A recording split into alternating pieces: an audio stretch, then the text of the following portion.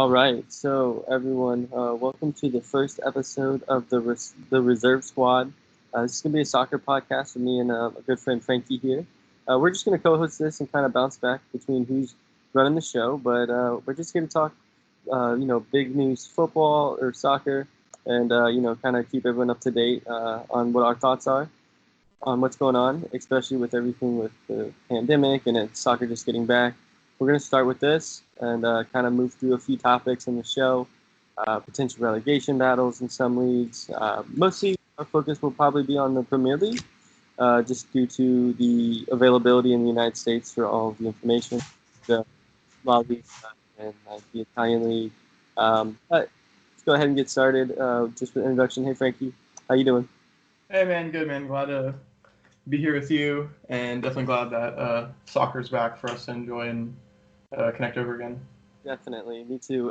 Let's give them a little background, I guess, on us. How many, so I personally did not play soccer growing up.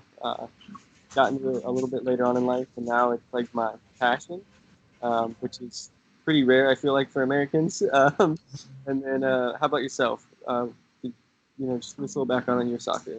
Okay, for me, growing up, my dad put me in like every sport that I could play. Soccer just stuck with me the most just because I enjoyed it. The whole beauty of the game of, some people say like you create art in the field, which I definitely sympathize with. And then, I'm a smaller guy, so I couldn't really play basketball or football. So then just through growing up, played rec, then competitive, then played for high school. After high school, I played a little bit for a semi-pro team that started up in Tampa, but I had to stop that after I got in a car accident. Took like a year or two off from that, and then at my college at the time, I ended up playing for their club team. So we played like other colleges in the Southeast region. We went on to like the regional semifinals one year, lost to FSU in PKs, and then now I just play like adult leagues. I'm in two different ones. One's like more laid back. The other one's semi-competitive. Yeah, man. Now just still get to play when I can. Still love the game just as I did before. Yeah, definitely. And just for everyone's knowledge, and unbiased opinions and biased opinions, I am actually a Queens Park Rangers fan in the championship, so I don't really have any skin in the game in the Premier League. I root for a team that's not at the best of their, definitely not at the peak of their club. So fun times, trivial times, and Frankie here is a Liverpool supporter. How long have you been Liverpool? Liverpool shit since I found out who Steven Gerrard was, really, man. So probably early 2000s when I really found out who he was. Him and top tier, like my favorite players. So because of Gerrard, that's really why I transitioned to being more like a center mid kind of role.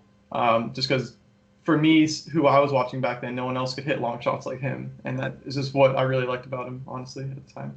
It's like I always thought of him as the rocket leg, whereas you have Lampard who can do it, but more of a versatile attacker, whereas Gerrard is the defensive-minded guy. I got into it through a good friend of ours, and I'm trying to think. I first supported maybe Tottenham, Okay. with old White Hart and all that. Mm-hmm. Kind of like them, and then with FIFA, got into Queens Park Rangers, and next thing you know, Adel Taarabt and his 5-star skills and everything he was with the ball. The streets remember Taarabt, that's for sure. Exactly, they do. And so to QPR fans, he's a legend. Bobby Zamora too, but at the end of the day, it's just two different perspectives that I wanted to kind of address here for you guys before we get everything. So let's start with the first topic. Soccer's back. Can't beat it. It's been back for a few days now. 5 days, I think. Yeah, thankfully. Yeah, right. What are your thoughts on everything?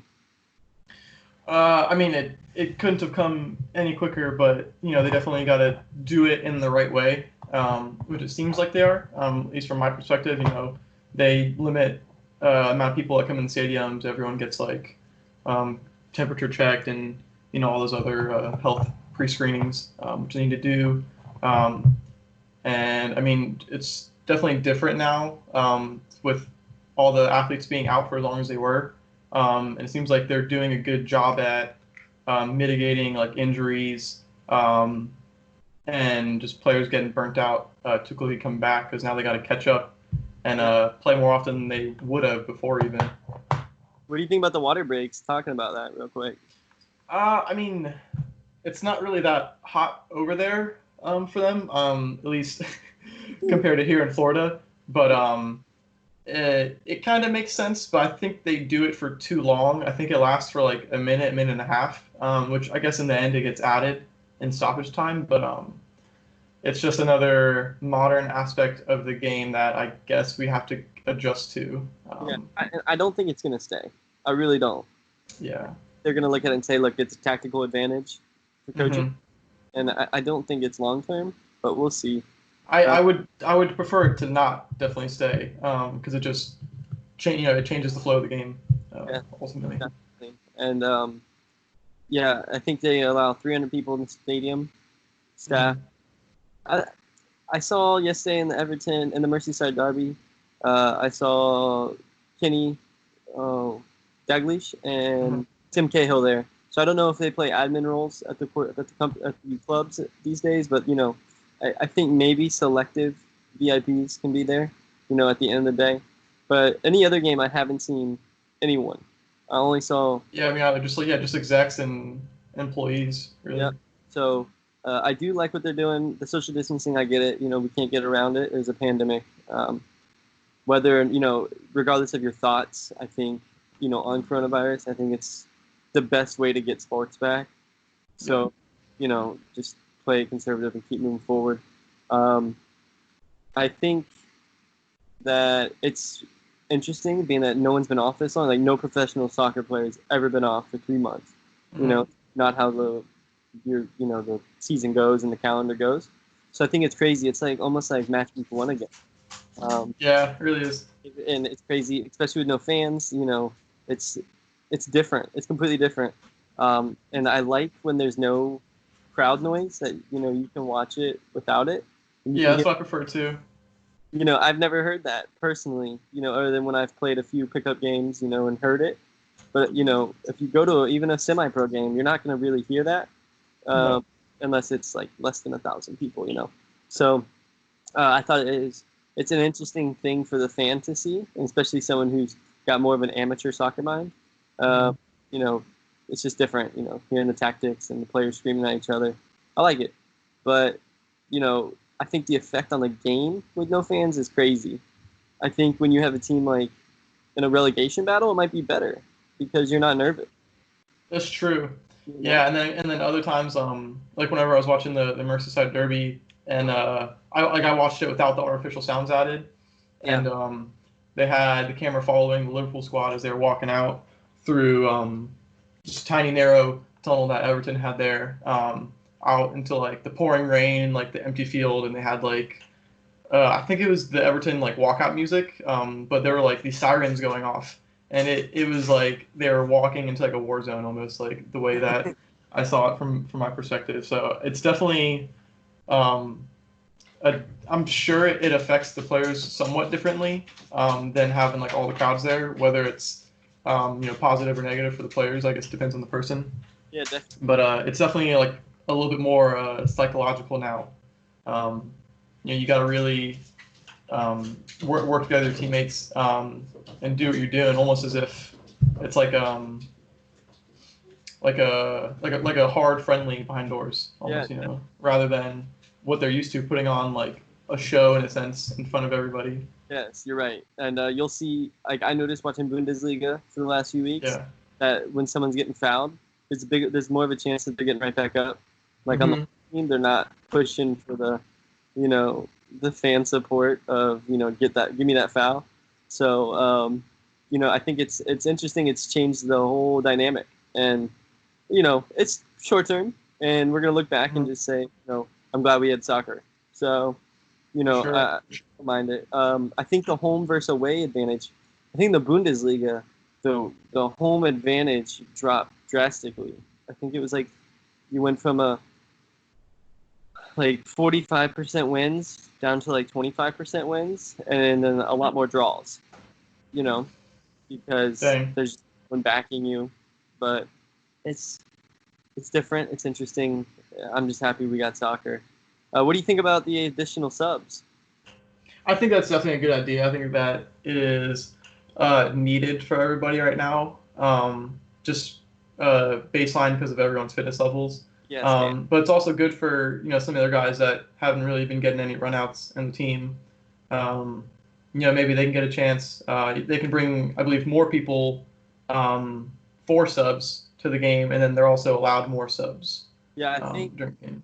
I think it's 9 subs on the bench Yeah, compared to what is it, 7 normally? I think it's 7-4, and now you can make 5 subs. Yeah, you do 5 in game, and Mm-hmm. I think it's times, and you can only do it times. So it still makes it tactical, and I think that when you look at a team that wasn't healthy, this is nice. Yeah, You, little feature.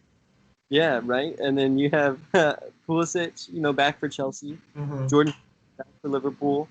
Um, you have guys who were just getting healthy for Everton playing in yesterday's game.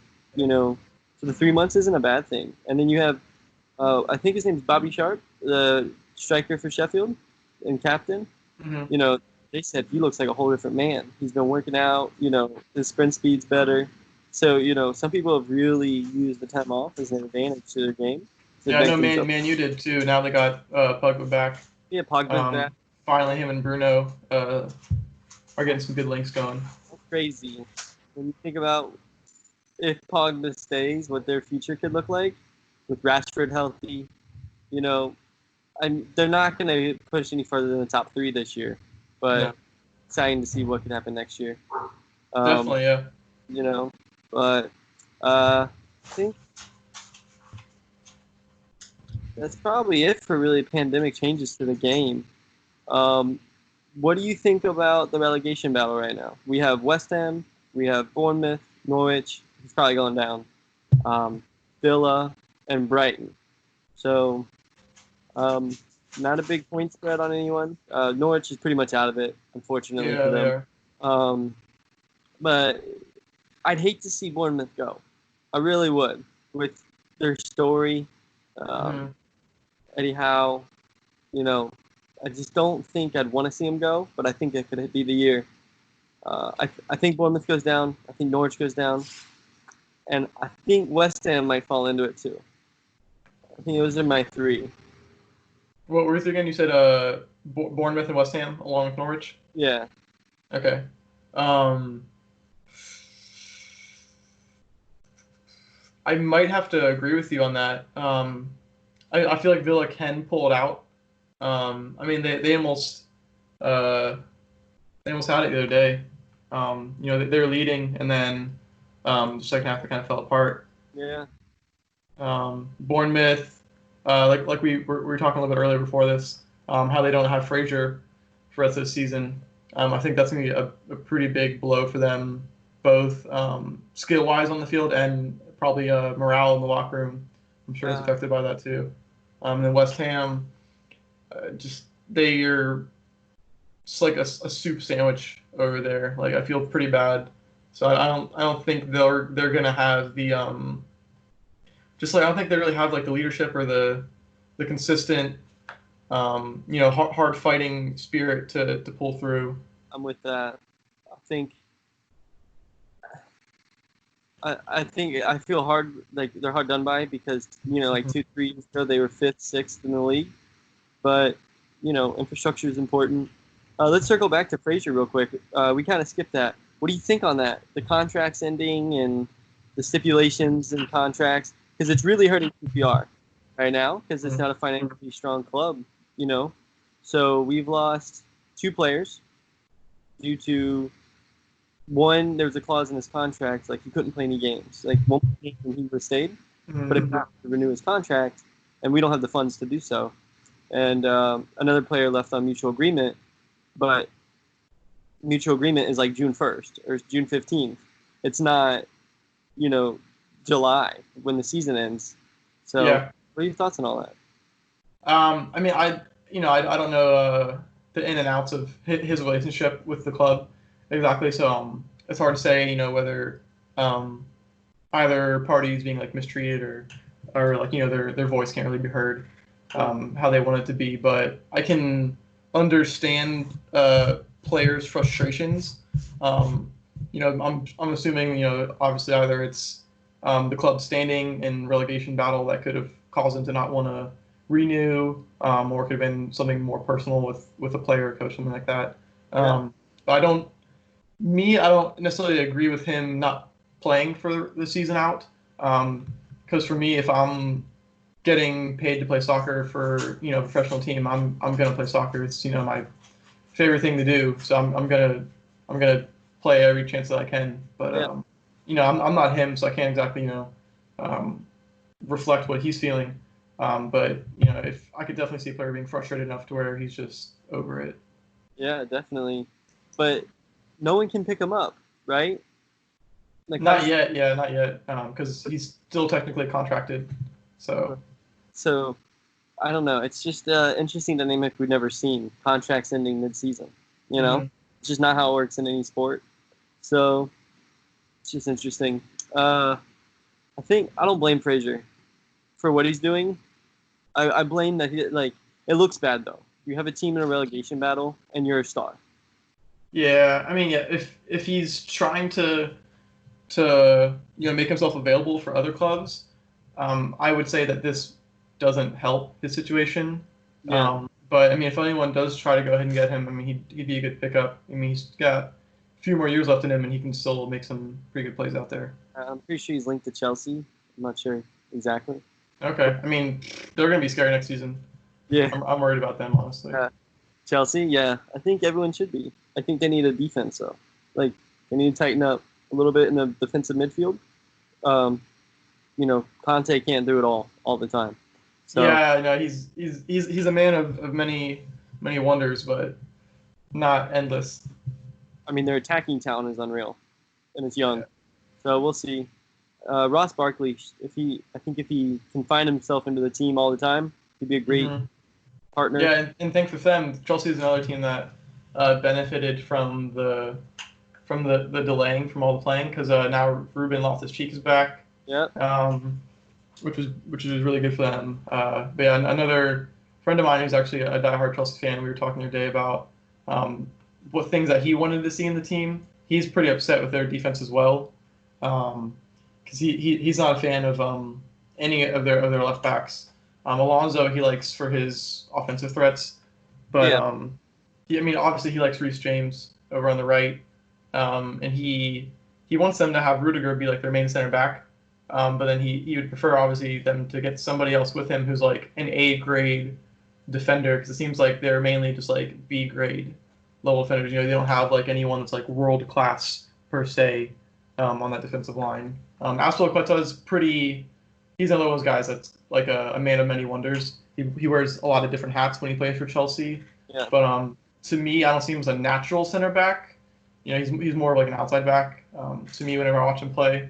Um, but I mean, they can probably get it done. As long as they stay solid in the midfield, whoever can support Conte there, and then the front three just let them do their thing because they're going to have plenty of weapons up there. Right.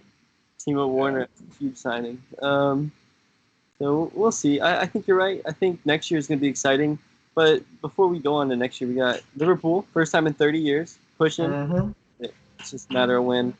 Um, as a Liverpool fan, you got to be excited that it's not null and voided, of course, and all the nonsense can be calmed and you know shut down. What do you think about the season now? Like, what do you think? Like the points, you got a lot of the points before February. Like, Mm-hmm. what were your thoughts going into Champions League and everything like that? Because you guys got knocked out, right? Yeah, we lost in the second leg to Atletico Yeah, Madrid. Um, we were pretty much we were coming back into the game, and then it went into overtime. And then once they went into extra time and they got one goal, they essentially got two yeah, for the away aspect. So that really hurt. And even I'm pretty sure Diego Simeone said that was kind of like unfair. I don't know the exact wording he said for it, but yeah, it was tough. I mean, we won the Champions League last year. I think coming in this year when we were leading the Premier League, it was it was our time was coming up to when we were going to get that loss finally. And I think, Atletico Madrid's a hell of an opponent. And they just came up that day and they showed up. But, both games. And, I definitely give them props because they're a pretty hard fighting team and they deserve anything they can fight for. I definitely think that if Jurgen Klopp's sights weren't on winning the Champions League this year, I would understand it. If he's saying like, let's stay healthy, let's win this Premier League, let's bring that back for our fans, I have no problem with that. Yeah, that's what it seems like he is doing. Even in the game yesterday, like Mo Salah didn't play at all. He was given some time to Minamino out there, and I think Origi got to come in. Yeah. So I'm glad to see that. Origi was looking pretty good out there. I'd like to see Mo back out there though, just to see where he's at least like fitness wise. Yeah, I mean you got to, right? Mo Salah. You can't. Yeah. Naby Keita, actually, I was really impressed with too. He was making a lot of good like surging runs going forward, and he really knows how to send the defender the other way. He's very shifty on the ball. So I'm glad to see that he's finally actually doing better in the team because it seemed like he was struggling for a good while.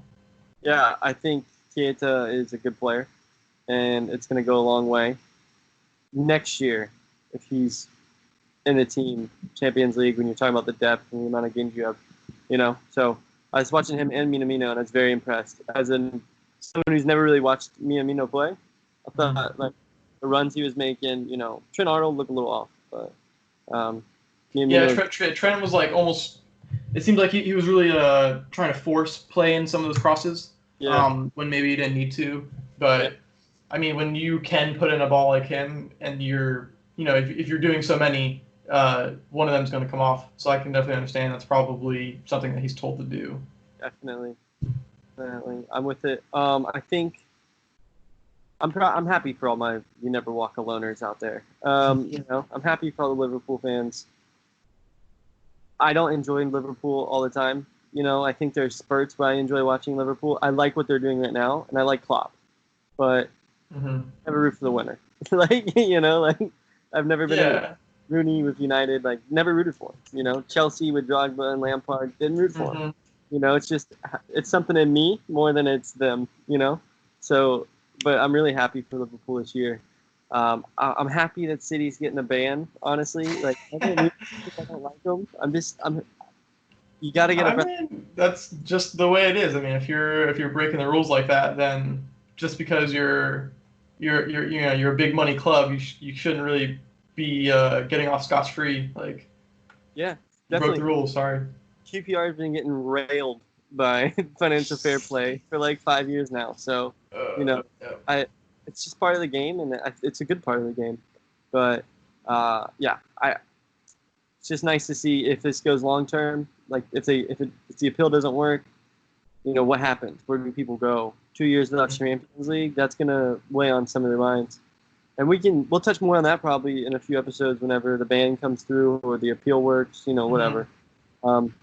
Let's talk a little bit about the promotion battle. So, do you follow championship table at all?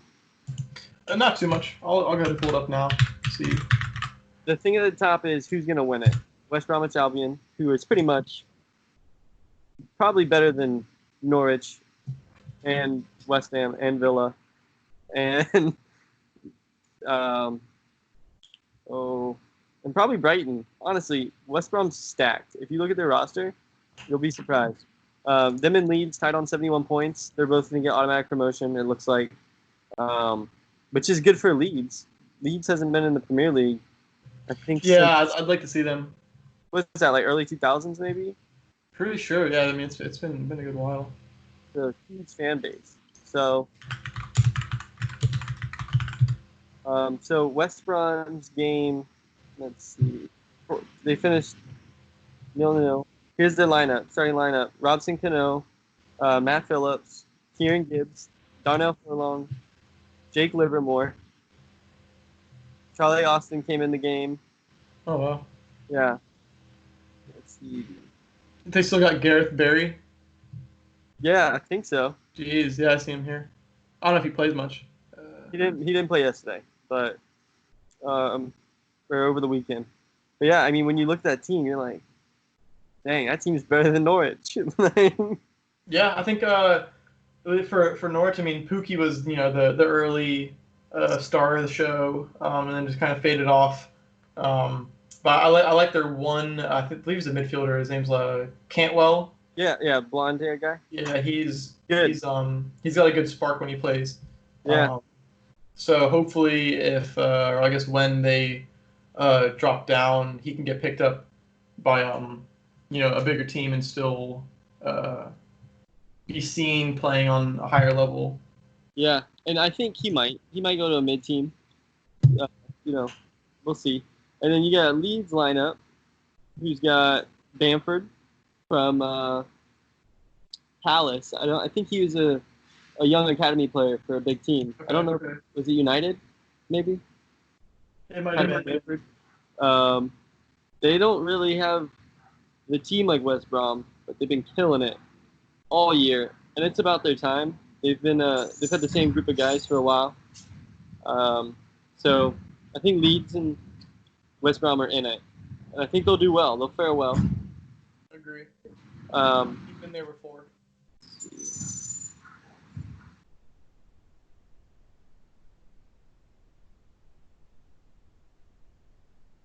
And then for the third one, it's looking like Fulham and Brentford are pretty close. Nottingham Forest. Or is their season done? Championship. no, so they have 8 games left. The whole league has 8 games left, and you have the playoff battle between 3 and 7. So if you look at the table, all the way down to QPR and Reading in 14th, Sheffield Wednesday in 15th, everyone's kind of in it.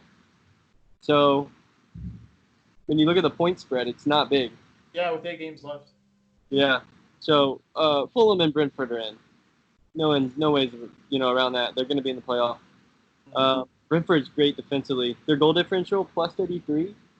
So Yeah, that's the highest in the league. yeah, I definitely think that when you look at the teams fighting to get up, it might be Cardiff, Brentford, or Fulham. Just depends on how it pans out in the next few weeks. It'd be cool to see Brentford in, even though I'm a QPR fan and they're like our biggest rivals. I mean, they before the official games came back, they beat Arsenal. Yeah. So, not saying much. They can beat a Prem team. So Yeah. I mean, look, when you get a goal differential like that, you're always going to be in games. So, Fulham's pretty good too. They lost to Brentford over the weekend. But Fulham has, I think Scott Parker's their coach, old Tottenham player. They got Mitrovic. They got Harry Arthur from Bournemouth. Tim Ream. And Steven Sessegnon. So they got some talent, Premier League talent. And Knockhart, I believe. okay. Yeah, Anthony Knockhart. So, they got the talent. Let's see what happens.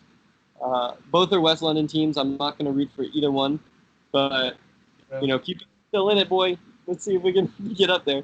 But we lost yesterday to Barnsley in last. So, Not a good one. not a good. Yeah, I hate sports. Why are they back? Came back just to break my heart. Yeah, for real. But I think we got a good week upcoming here. We got Liverpool at Palace, home to Palace. We'll see if you can pull off the title there. We got City today at 2:00. Trying to keep the title chances alive. And then, I don't know. Relegation battles upcoming. It's gonna be fun games. Let's look at a preview, so we can when we talk next week. Hopefully, we're gonna do a live game Sunday. That's the goal. Let's see. So over the weekend we have Villa versus Wolves. That's going to be a blowout. Let's see. Not many weekend games this upcoming weekend. All week games. Man U versus Sheffield. That'd be a good game for Champions League spot, maybe. Yeah, that'll be hopefully a hard-fought game. Yeah. Don't really see any games on Wednesday I like. Chelsea Man City on Thursday. City. Okay. Um, Good. Arsenal's going to lose to Southampton on Thursday. What do you think about Arsenal, man? Let's get some thoughts.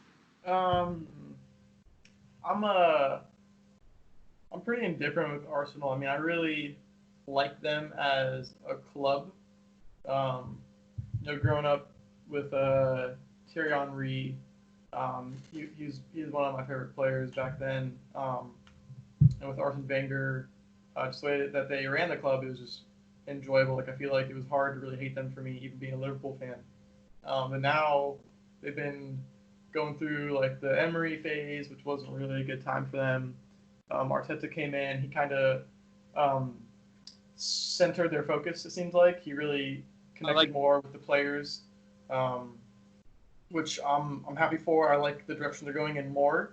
Um, but it seems like sometimes when I'm watching some of their players, um, because they've been going through so many different like coaches and like play styles, it seems like sometimes they get kind of lost in the field. Um, like I usually see it in Xhaka, but maybe he's just a special case where he gets lost in the field often. Um, but and you got players like David Luiz coming in, just acting like sideshow Bob, throwing out a murder show.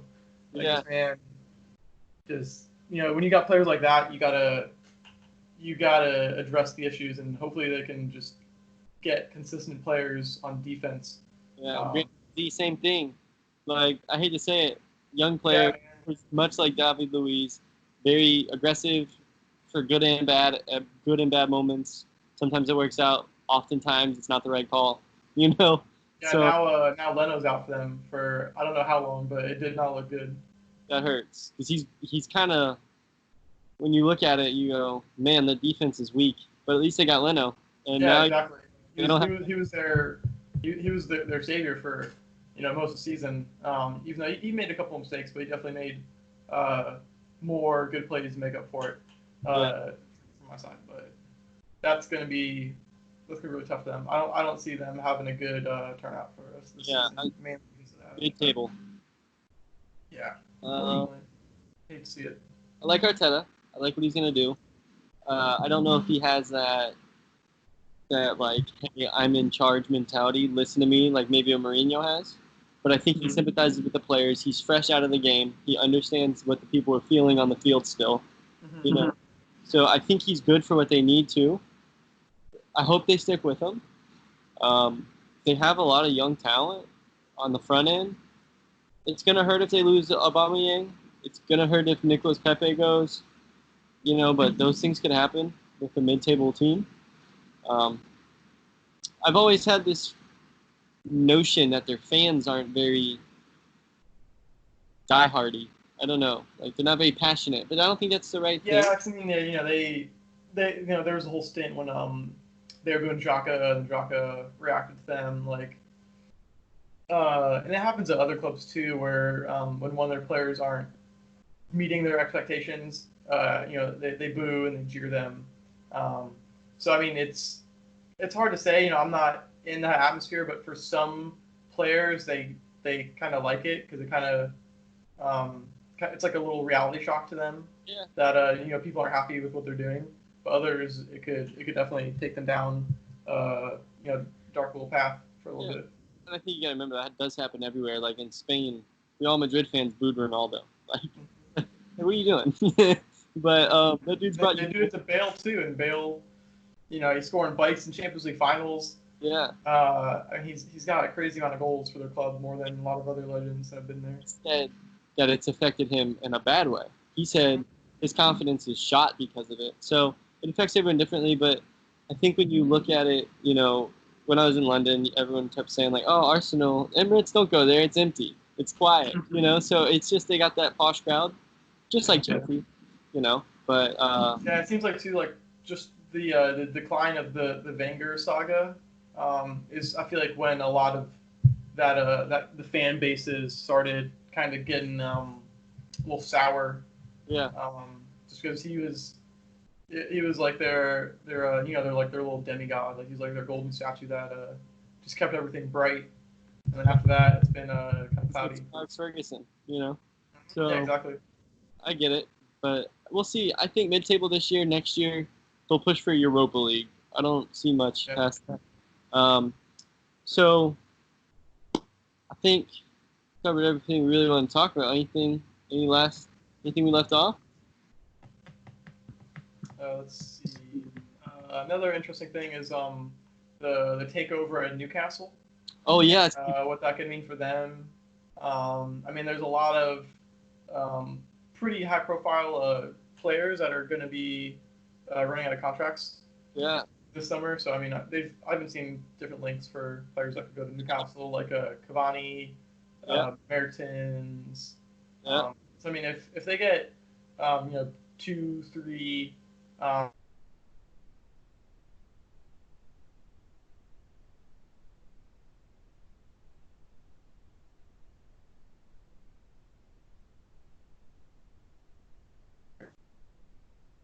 Yo, you got me? Yeah, I see you now. All right. Forgot for a second. You said 2, 3 what? If they got some like two or three kind of big name players coming in next season, just to kind of reinforce the momentum that they could bring over. I'd be really excited to see how they turn out next season because they don't really have any like not even really like B grade players, like maybe like a couple like B minus potentials if they're in like peak form. Yeah. But yeah, I mean, I enjoy Newcastle. I enjoy the club culture. Huge. It's crazy. They own the north of England. It's crazy. And then, I mean, they had Santiago Munez. You can't get any bigger than that legend at the club. And then you got Almiron from Atlanta United there, who's turning out to be a great Premier League player. And you got Maximilian, I believe his last name is. Yeah, same Maximilian. Yeah, wing. And he's a freaking baller, man. That guy. Great. He's like their Adama Traore. So fun to watch. So fun. So I think you're right. They get a few names in there. They're Champions League team potentially if they can put together. So we'll see. So I think it's been a good first episode. We'll go ahead and put this out, see what we can do here, and see what it turns into long term. But I definitely think when we catch up next week, we'll talk a recap maybe of the games from the week.